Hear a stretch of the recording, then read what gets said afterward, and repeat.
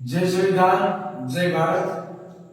ગુજરાત જીપીએસસીમાં જે OBC ST ને જે અન્યાય થઈ રહ્યો છે, તો ખરેખર બહુજન સમાજના લોકોએ આરક્ષણ શા માટે આપવામાં આવ્યું છે અને ખરેખર આરક્ષણની પ્રક્રિયા કઈ છે તે સમજવાની જરૂર છે. સૌથી વધારે જો કોઈને નુકસાની જતી હોય તો એ ઓબીસી સમાજને થાય છે. જ્યારથી બંધારણ અમલમાં આવ્યું ત્યારથી એસસી અને એસટી સમાજને 14 અને 7% તેના ભાગની નોકરીઓ તેને મળી ગઈ છે. વાત રહી ઓબીસી સમાજની, તો 54% ઓબીસી સમાજની વસ્તી છે, તો તેને માત્ર આપવામાં આવશે 47%. ત્યાર પછી એક નવું આવ્યું ઈડબ્લ્યુએસ, આર્થિક આધાર ઉપર આરક્ષણ, તો તે આપવામાં આવે છે 10%. હવે ખરેખર સૌથી વધારે નુકસાની કોને જાય છે? એસસી અને એસટી સમાજને તેના વસ્તી પ્રમાણે તેના ભાગની નોકરી 107 અને 114 આ મળી જાય છે. હવે આવ્યું 10% ઈડબ્લ્યુએસ. તો ઈડબ્લ્યુએસ માં ફોર્મ ભરવા વાળા ક્યારે એસસી એસટી કે ઓબીસી નો એક પણ વ્યક્તિ ઈડબ્લ્યુએસ માં ફોર્મ ભરશે નહીં. એ તો તેની જ કેટેગરીમાં તે ફોર્મ ભરવાનું છે.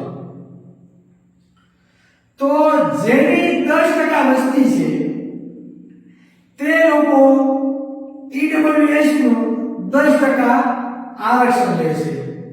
એટલે માની લો 100 પોલીસ ઇન્સ્પેક્ટરની ભરતી છે, તો 100 માંથી 10 ઈડબ્લ્યુએસ વાળા લઈ જાય, 107 અને 14 એસસી અને એસટી સમાજના લોકો લઈ જાય છે.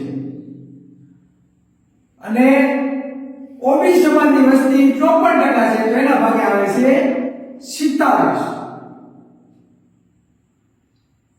તો સૌથી વધારે નુકસાની કોને જાય છે? જે લોકો ઈડબ્લ્યુએસ માં આવે છે, જે લોકો એસસી માં આવે છે, જે લોકો એસટી માં આવે છે, તે લોકોને તો વસ્તી પ્રમાણે તેનું આરક્ષણ તેને મળી ગયું છે. એક ઓબીસી સમાજ એવો છે કે તેને 54 માંથી માત્ર 70% આરક્ષણ આપવામાં આવ્યું છે. છતાં પણ હું દાવા સાથે કહું છું, જો આ સરકારમાં પાણી હોય એટલી જ ધોઈ હોય તો ક્લાસ 1 થી લઈને ક્લાસ 4 સુધીની જેટલી પણ તેને ભરતી કરી છે તેના કેટેગરી વાઇઝ આંકડા જાહેર કરવામાં આવે. કેટલું દૂધ છે અને કેટલું પાણી છે તેનું મપાઈ જાય. પણ ઓબીસી સમાજને હજી અંધારામાં જ રહેવું છે, કોઈને બહાર આવવું નથી. ખાસ કરીને મને તેવું લાગે છે ગુજરાતનો વિરોધ પક્ષ સાવ એટલે સાવ પાણી વગરનું થઈ ગયું એવું લાગે છે. આજે ગયા ત્યાં જીપીએસસી માટે બધા, તો ભાઈ ભેગા તો તમે હજારો વખત થયા છો. આની પહેલા પણ પાટીદાર સમાજના કેસો પાછા ખેંચાઈ ગયા આંદોલન કરીને, ત્યારે પણ તમે નીકળ્યા હતા. તો બીજા એસસી એસટી સમાજના લોકોના આંદોલન કરીને કેમ બે કેસો પાછા નથી ખેંચાણા?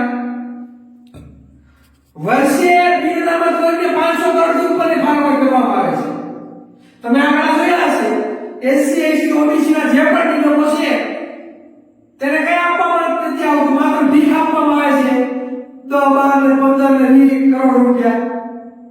તો ટેક્સ તો બધા ચૂકવે છે. તો આ સરકાર કેમ માત્ર બ્રાહ્મણ છે અને પાટીદારોને મહત્વ આપે છે? 10% લોકોને, 85% લોકોને કેમ અન્યાય કરે છે? આ બંધારણ એવું કહેતી હોય કે દરેકને સમાન હક મળવો જોઈએ, કોઈને પણ અન્યાય થવો જોઈએ નહીં. આ કોઈ જાતિવાદની વાત નથી, પણ દરેકને જે સમાનતાનું મૂલ્ય મળવું જોઈએ તે મળતું નથી. આ તો એક ચોક્કસ જ્ઞાતિના લોકોને રોજગારી આપવામાં આવે, તેમને ક્લાસ 1 અધિકારી બનાવવામાં આવે, ક્લાસ 2 અધિકારી બનાવવામાં આવે, તેમના માટે અલગ નિગમો બનાવવામાં આવે અને તેમાં 500 કરોડ રૂપિયા ફાળવણી કરવામાં આવે. તે લોકો આંદોલન કરે તો એના કેસો પાછા ખેંચી લેવામાં આવે. એ તો ઠીક. આ રાજ્યના રાજ્યના મુખ્યમંત્રી સૌથી વધારે તો કેના બનાવવામાં આવે? ગૃહમંત્રી તો કેના?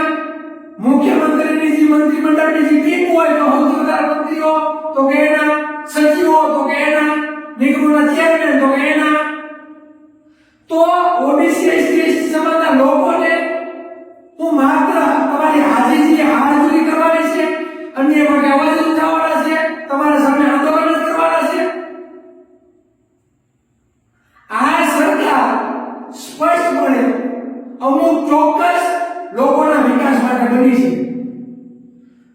જો અમુક ચોક્કસ લોકોના વિકાસ માટે બની ના હોય તો આવા સબળા થયા ના હોય, સરકારી સ્કૂલોના તાળા લાગ્યા ના હોય, તો ક્યારેક એસસી એસટી ઓબીસી નો પણ મુખ્યમંત્રી બન્યો, તેનો પણ ગૃહમંત્રી બન્યો, મંત્રીમંડળમાં પણ સૌથી વધારે મંત્રીઓ તેના બન્યા, પણ તેવું નથી. તો ખરેખર 85% ઓબીસી એસસી એસટી સમાજ સૌથી વધારે ટેક્સ ચૂકવે છે અને સૌથી વધારે જો તેના મત હોય ને તો આનો એક જ રસ્તો છે, સત્તા ઉપર કબજો કરો. સત્તા ઇઝ માસ્ટર કી.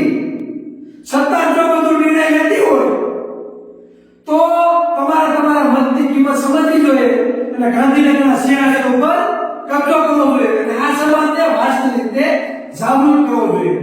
જે લોકોએ તમારા મત લઈને સત્તા ઉપર ગયા છે, ધારાસભ્ય સાંસદ બન્યા છે, તેને ક્યારેય તમારા હક અધિકારો માટે કોઈ અવાજ ઉઠાવ્યો નથી. શા માટે? કે ક્યારે પણ રાજકીય નેતા આ સમાજે પસંદ નથી કર્યો. રાજકીય નેતા હંમેશા પક્ષો પસંદ કરે છે અને તેથી તમારે આ બધો ભોગવવાનો વારો આવે છે.